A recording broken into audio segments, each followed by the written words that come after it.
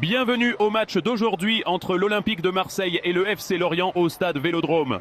Pour cette nouvelle saison, Marseille, entraîné par Roberto De Zerbi, cherche ses marques et occupe actuellement la 10e place du championnat, avec déjà 2 défaites en 3 matchs. Les Phocéens comptent néanmoins sur leur sol pour se relancer, eux qui y ont remporté 8 de leurs 9 derniers matchs de Ligue 1, en marquant 3 buts ou plus à chacune de leurs 5 dernières victoires à domicile. Leur historique face à Lorient est également très favorable avec 5 victoires de suite au Vélodrome. De leur côté, les promus lorientiens viennent de subir une lourde défaite 7-1 face à Lille. L'équipe d'Olivier Pantaloni a montré des faiblesses défensives en seconde période, ayant encaissé tous ses buts cette saison après la mi-temps. Leur bilan à l'extérieur est également très compliqué puisqu'ils enchaînent 5 défaites de suite en déplacement sans avoir marqué à 4 reprises. Lorient n'a plus gagné au Vélodrome depuis avril 2015 et devra réaliser un très grand match pour créer la surprise face à un OM qui veut retrouver le chemin de la victoire devant son public.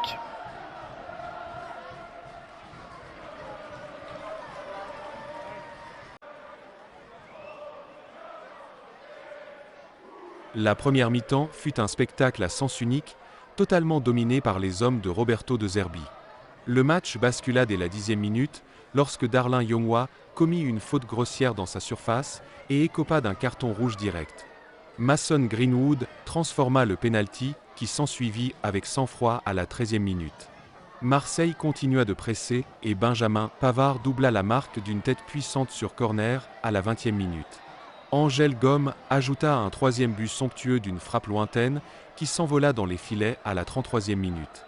Juste avant la pause, la VAR intervint pour annuler un pénalty initialement accordé à Marseille, épargnant ainsi un peu plus Lorient.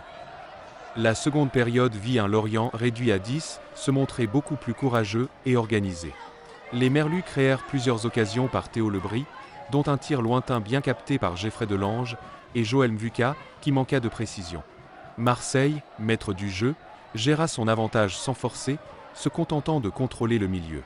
Les nombreux changements effectués par les deux camps dans le dernier quart d'heure ne modifièrent pas l'équilibre de la rencontre. Malgré une belle combativité en seconde période, Lorient ne parvint jamais à inquiéter sérieusement la défense marseillaise. Les Phocéens s'imposent finalement avec autorité et efficacité, faisant preuve d'une réalisation chirurgicale en première période qui a scellé le sort de la rencontre très tôt.